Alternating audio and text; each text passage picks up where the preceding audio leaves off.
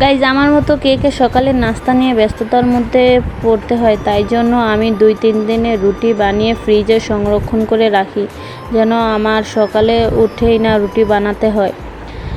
তার এই জায়গায় আমি আমসত্ত্বগুলো শুকিয়ে নিয়ে আসছিলাম, এখন পিস পিস করে কেটে ফ্রিজে রেখে দিব। আসসালামু আলাইকুম, back to my channel Jennifer Akter. Welcome to my daily blog. যে আপু ভাইয়ারা সকল যা আমার চ্যানেলটি সাবস্ক্রাইব করেছে তাদেরকে জানা অসংখ্য ধন্যবাদ। যারা সাবস্ক্রাইব করেনি বন্ধুরা, আমার সাবস্ক্রাইব করে আমার চ্যানেলটি আমার পাশে থেকো। আর এই তো আমার পিস পিস করা হয়ে গিয়েছে। এভাবে আমি আগের ভিডিওতে বলেছিলাম, এভাবে আমসত্ত্ব দিলে একবারে কিনা আমসত্ত্বর মতো দেখা যায়। দেখেছো পিস পিস করার পর সেই রকমই দেখা যাচ্ছে। আর এরই ফাঁকে আমি আটা কাই করে নিয়ে আসছিলাম, নিয়ে এখন ডো তৈরি করে নিব।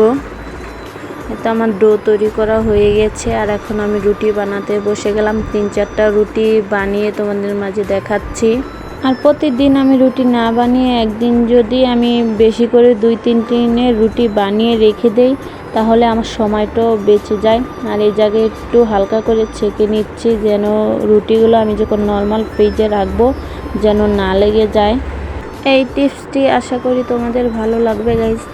আবার দেখা হচ্ছে নতুন কোনো ভিডিওতে। সেই পর্যন্ত সবাই ভালো থেকো, সুস্থ থেকো। আল্লাহ হাফেজ।